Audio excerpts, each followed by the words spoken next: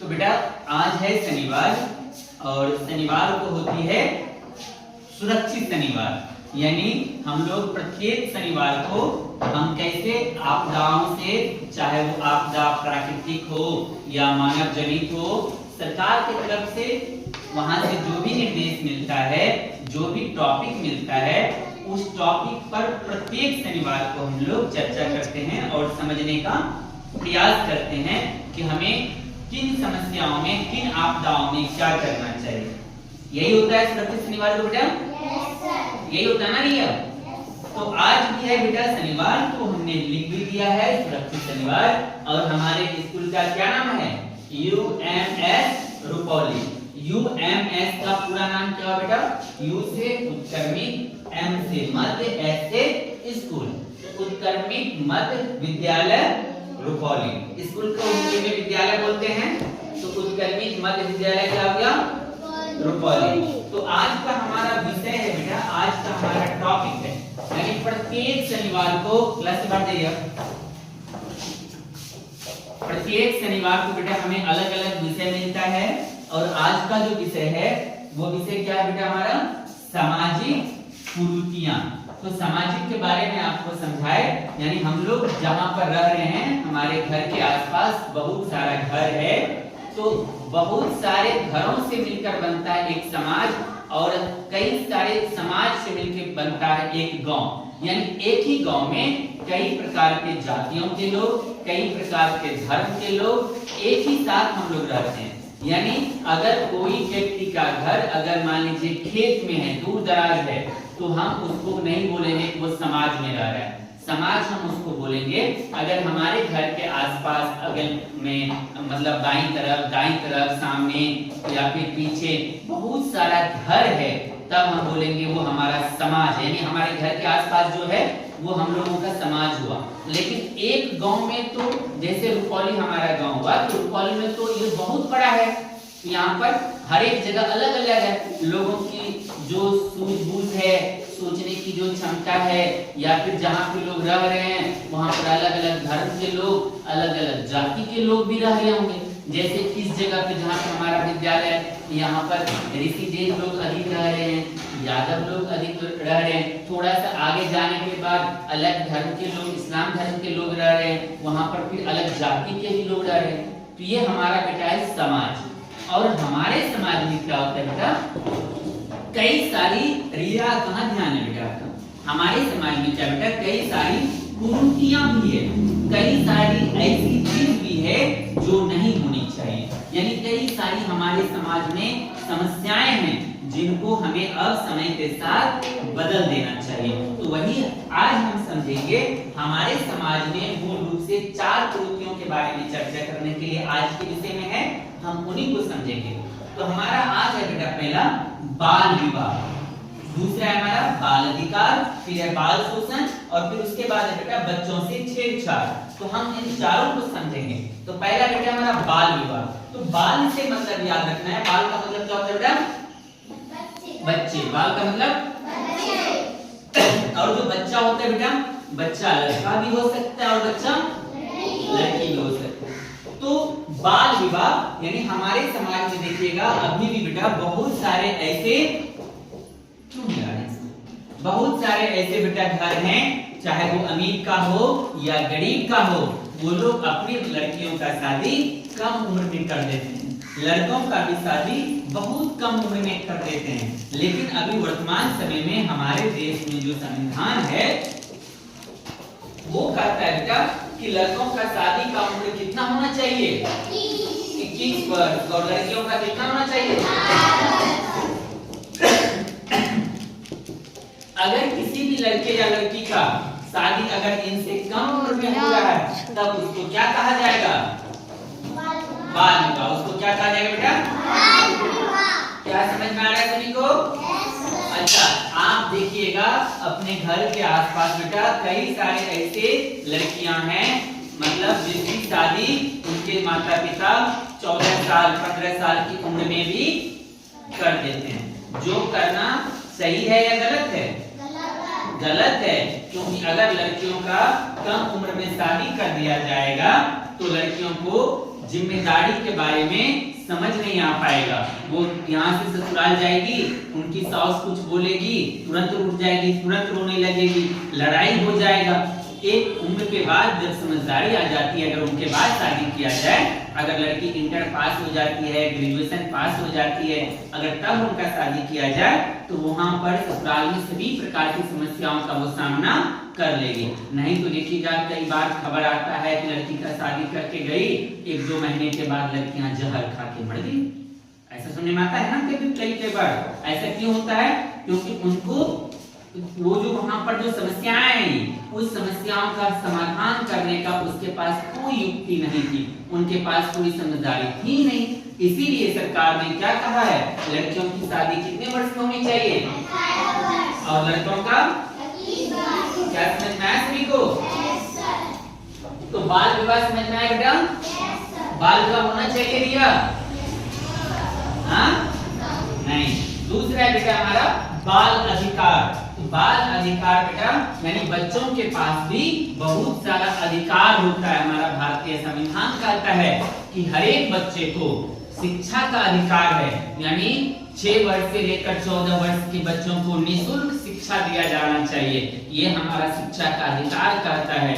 और जो छोटे बच्चे हैं उनको सही पोषण मिलना चाहिए, उनको खेलने का अधिकार है, यानी उनको वो हर एक चीज का अधिकार है। अच्छा, शिक्षा के अधिकार के साथ ही साथ में बेटा बाल अधिकार में कहा गया है कि अगर आप छोटे बच्चों से खेतों में, अपने दुकानों पर, घर में, होटल में, रोड पर, कहीं पर भी अगर आप 14 वर्ष से कम उम्र के बच्चों से काम करवाते हैं तो वह भी कानूनन क्या है?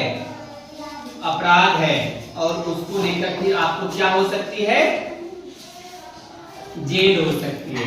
यानी अगर कोई ऐसा करता है या किसी बच्चे से काम करवाता है तो उसको क्या होगा बेटा? जेल हो जाएगी। तो यानी बच्चों के पास भी क्या है बेटा? अधिकार है। अगर आपको भी मम्मी पापा ये बोले कि बेटा तुमको पढ़ना लिखना नहीं है, लड़का हो बोल दे पापा कि चलो अब दिल्ली, अब पढ़ना लिखना नहीं है। अगर आप लड़की हैं, मम्मी बोले नहीं चलो धान काटने के लिए, तो मम्मी को बोलिएगा कि सर जी बोले हैं हमारे पास शिक्षा का अधिकार है, अगर तुम नहीं पढ़ने के लिए हमको स्कूल भेजोगी तो हम तो सीधा चले जाएंगे थाना में, आवेदन देंगे तुम्हारे खिलाफ भी। देना नहीं है, मम्मी है ना, लेकिन मम्मी को बोल सकते हो। ऐसा हमारा संविधान कहता है कि सबको पढ़ना, बच्चों को शिक्षा मिलना बहुत जरूरी है। समझ में आया सभी को बेटा? दूसरा समझ में आया बाल अधिकार। तीसरा है बेटा हमारा बाल शोषण, यानी छोटे बच्चों का समाज में शोषण भी होता है। कई बार लोग क्या करते हैं, छोटे बच्चे के अपने बच्चों को या बच्चियों को बेच भी देते हैं। कई बार लोग कुछ पैसे के लोभ में आकर अपने बच्चों को किसी के खेतों में, किसी के दुकान पर, होटल में, फैक्ट्रियों में 500 या 2000, 4000 रुपया महीने पर बच्चों को भेज देते हैं। और उस बच्चे से उन बच्चों, हमारे यहाँ का जो काम करने का अधिकार है वो है बेटा 8 घंटे का, 6 घंटे का। उनसे लोग 10-10 घंटा काम करवाते हैं, 12-12 घंटा भी काम करवाते हैं। यानी बच्चों का क्या करते हैं बेटा? वो लोग शोषण करते हैं बच्चों का। वो लोग क्या करते हैं? अच्छा, ये करना भी क्या है बेटा? एक अपराध है। ये करना भी क्या है? अगर आप शोषण करते हैं इसको लेकर भी आपको क्या हो सकती है? जेल हो सकती है। क्या हो सकती है? उसके बाद है बेटा बच्चों से छेड़छाड़, यानी अभी के समय में बाजार में या मेला में, घर पर, बहुत सारे जगहों पर छोटे बच्चे बच्चियों से, लड़कियों से खास करके लोग छेड़छाड़ करते हैं। अच्छा, कई बार आए ऐसे बच्चे भी, कई बार बेटा आपको लोग क्या करते हैं, जो अनजान व्यक्ति होता है वो आपको लोभ देंगे। बिस्किट का लोभ दे सकते हैं, टॉफी का लोभ दे सकते हैं, कॉपी का, कलम का, कोई ऐसा खिलौना होगा जो आपको बहुत पसंद होगा वो आपको दे सकते हैं। तो कभी भी हमें अनजान व्यक्ति से किसी भी प्रकार का कोई भी सामान सबसे पहले नहीं देना। कोई कितना भी जबरदस्ती करे, देने का प्रयास करे किसी अनजान व्यक्ति से, जिसको अनजान किसको कहते हैं? जिसको आप नहीं जानते हैं, जिसको आप तो जिसको हम नहीं जानते हैं वो चाहे रुपया ही काहे नहीं दे, 500 दे या 2000 दे, हमें उनसे रुपया भी नहीं देना है। और ऐसा नहीं वो बोले चलो बाइक पर तुमको घर छोड़ देते हैं, अब तुरंत बैठ गए, बैठना भी नहीं है। बाइक पर बैठिएगा, घर छोड़ने के बजाय लेके चल जाएगा कहीं और, आपको बेच देगा कहीं पर जाके। इसीलिए किसी अनजान व्यक्ति के गाड़ी पर भी बैठना बेटा नहीं है। तो इसमें है बेटा क्या है, छेड़छाड़। तो बैठ जाओ बेटा बबली। तो छेड़छाड़ का मतलब क्या है कि अगर बेटा कभी भी कोई भी, चाहे वो आपका जान पहचान वाला हो या फिर अनजान व्यक्ति हो, कहीं का भी कोई भी हो, अगर वो आपके कुछ शरीर के ऐसे हिस्से हैं जिन्हें छूना नहीं चाहिए, अगर कोई भी अगर उस हिस्से को टच करता है, बार बार छूता है, तो आप इसकी जानकारी अपने मम्मी को या पापा को या आप अपने सर को दीजिए कि सर ऐसा ऐसा वो व्यक्ति या मम्मी ऐसा वो व्यक्ति मेरे साथ कर रहा था। जैसे अगर कोई भी बेटा आपके लिप्स को बार बार छू रहा है तो आपको उसका क्या करना है, विरोध करना है, तुरंत बोलना है कि आप ऐसा नहीं कीजिए मेरे साथ, नहीं तो हम अपने मम्मी को बोल देंगे। समझ में आ रहा है बेटा? अच्छा, अगर कोई भी आपके चेस्ट को बार बार छू रहा है, तो चेस्ट मतलब बेटा छाती, अगर उसको कोई बेटा बार बार छू रहा है तो आपको क्या करना है, उसका भी विरोध करना है। यानी कोई भी किसी को भी छूने नहीं देना है। अगर कोई बेटा आपके कमर के नीचे का अगर बार बार छू रहा है तो आपको उसका भी विरोध करना है। और यही है बेटा बच्चों के साथ जो छेड़छाड़ होता है, ये यही इसी चीज में आता है। अगर कोई भी आपके साथ ऐसा करता है तो तुरंत उसकी जानकारी किसको देना है, मम्मी पापा को। अगर स्कूल में आपके साथ कोई करता है तुरंत उसकी जानकारी आप अपने सर को दीजिएगा कि मेरे साथ ये ऐसा लड़की वो लड़का कर रहा था, घर पे कोई कर रहा है, कहीं और भी कर रहा है, तो उसकी जानकारी आप किसको देंगे, मम्मी पापा। समझ में आया सभी को? रिया समझ में आया? एक बार फिर से बेटा, बाल विवाह किसको कहते हैं? अगर छोटे बच्चों का कम उम्र में शादी हो रही है तो इसको क्या कहेंगे बेटा? बाल विवाह। लड़कों का शादी का उम्र कितना है बेटा? 21 वर्ष। लड़कियों का कितना है?